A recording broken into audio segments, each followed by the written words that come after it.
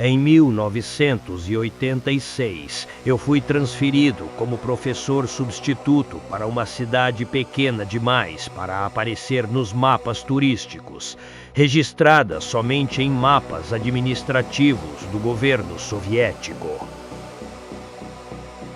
A cidade se chamava Novi Holm, um nome tão genérico como se não quisessem que você soubesse como voltar para lá anos depois. Uma cidade construída ao redor de uma fábrica que produzia peças metálicas que ninguém sabia exatamente para que serviam. Peças que eram carregadas em caminhões militares durante a madrugada. A estrada que levava até lá tinha um posto de controle que não aparecia em mapa algum. O guarda carimbou meus documentos sem olhar para mim.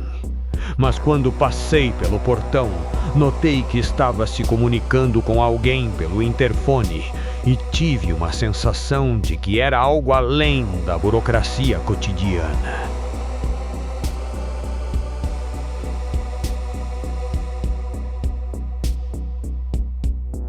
Ao andar pelas ruas, eu sempre via pessoas nas beiradas de suas janelas, procurando manter-se escondidas. As pessoas falavam baixo, quase sempre de cabeça baixada. Ninguém permanecia muito tempo na rua depois das 8 horas da noite. E as sirenes. Sirenes com um som agonizante eram testadas toda a primeira sexta-feira do mês. Mas às vezes eu as ouvia em outras noites também. Sem anúncio, sem explicação. Além da fábrica, a cidade era irrelevante para os burocratas do Politburo, mas Novi Holm tinha um abrigo nuclear municipal, o Abrigo 17. Ele ficava atrás da escola número 4, parcialmente enterrado sobre um campo de terra congelada na maior parte do ano. No verão, nesse campo, as crianças jogavam futebol. Nunca gostei dos exercícios nucleares nas escolas. As sirenes sempre soavam altas demais naqueles prédios feitos de concreto fino. Eles dizem que os exercícios ensinam as crianças a não entrarem em pânico, quando o que realmente acontece é incutir um novo pavor, o pavor de esperar a bomba cair. Ensinamos nossas crianças a esperar o fim do mundo, em silêncio.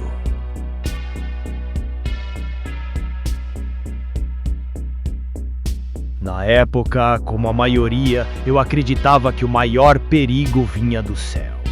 Dos mísseis, das ogivas, dos mapas estratégicos marcados com alfinetes vermelhos. Hoje sei que também pode vir de baixo.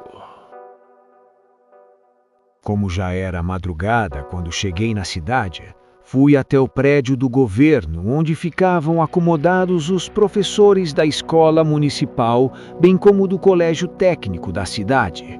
Registrei meu nome, me acomodei em meu pequeno apartamento e adormeci.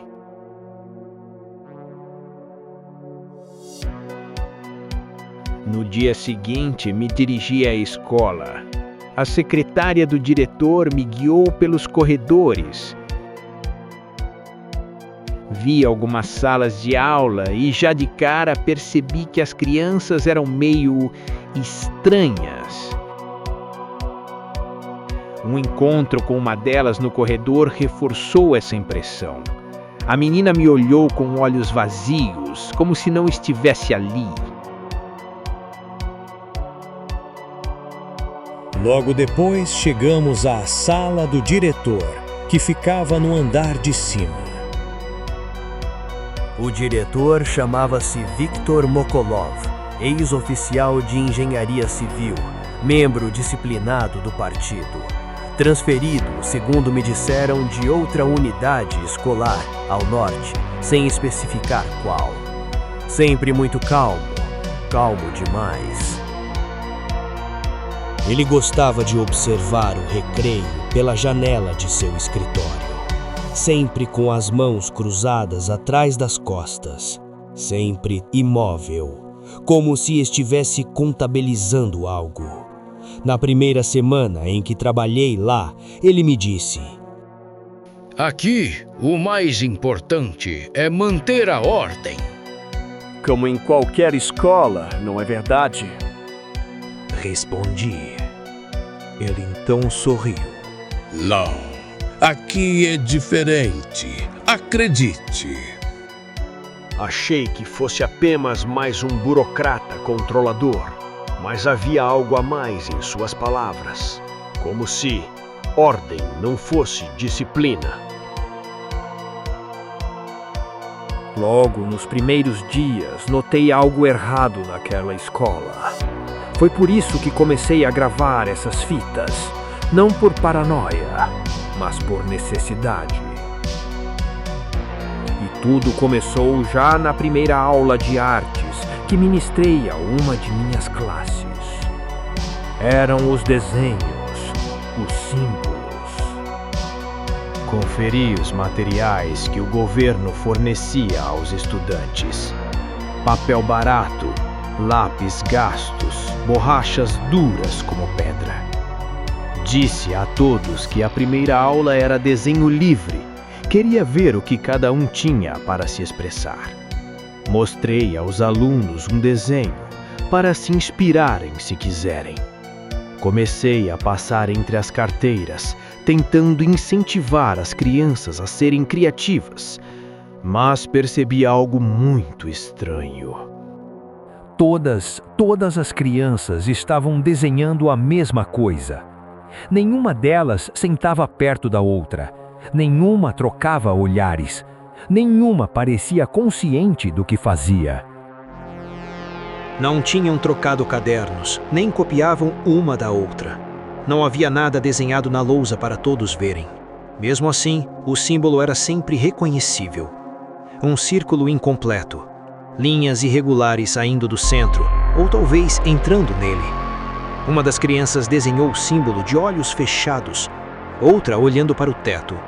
Uma terceira murmurava algo quase inaudível enquanto desenhava. O mais surreal não era apenas a repetição, era a precisão com que todos desenhavam. Algumas, eu diria, antes de ver aquele evento bizarro desenrolar, mal sabiam segurar o lápis. E algumas daquelas crianças mal sabiam escrever o próprio nome, pois o campo do nome na página estava em branco, e no caderno do antigo professor havia menção disto. Mesmo assim, o símbolo saía, certo, como se o erro ao desenhá-lo fosse impossível. Como descobri logo em seguida, as respostas das crianças, tal como seus desenhos do símbolo, foram parecidas demais. O primeiro de que tentei saber o que era aquilo foi Andrei, um dos meninos. Me aproximei e disse: O que é que você está desenhando, Andrei? Ele continuou desenhando, concentrado demais no que fazia. É onde a gente espera. Onde a gente espera. A gente espera? Espera o quê? Ele pensou por alguns segundos. Espera o barulho parar. É isso. Espera o barulho parar. Perguntei de que barulho ele se referia. Ele me olhou como se eu estivesse fingindo não saber.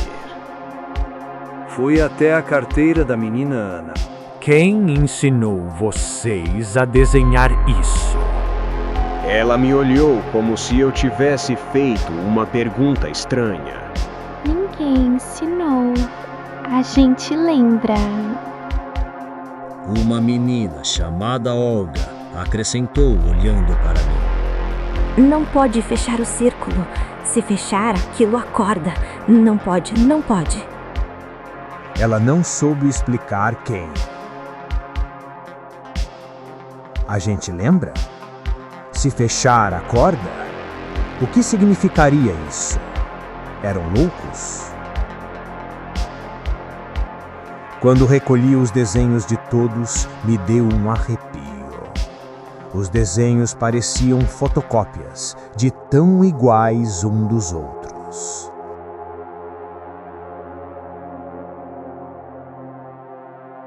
Quando levei o assunto ao diretor, Viktor Moklov, ele não pareceu surpreso. Ele apenas observou o papel por um tempo que pareceu longo demais. Crianças absorvem o ambiente. Elas desenham o que sentem.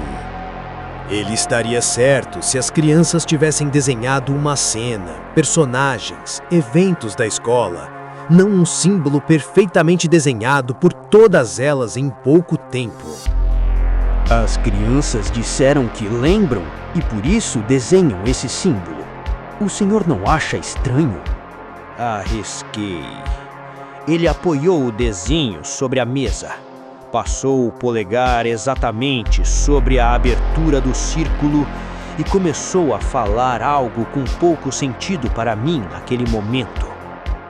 Memória é uma coisa estranha, principalmente quando não é individual.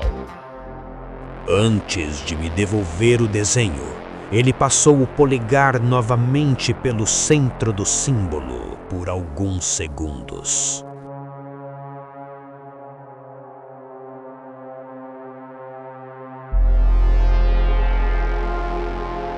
Afinal, o que diabos estava acontecendo naquela escola?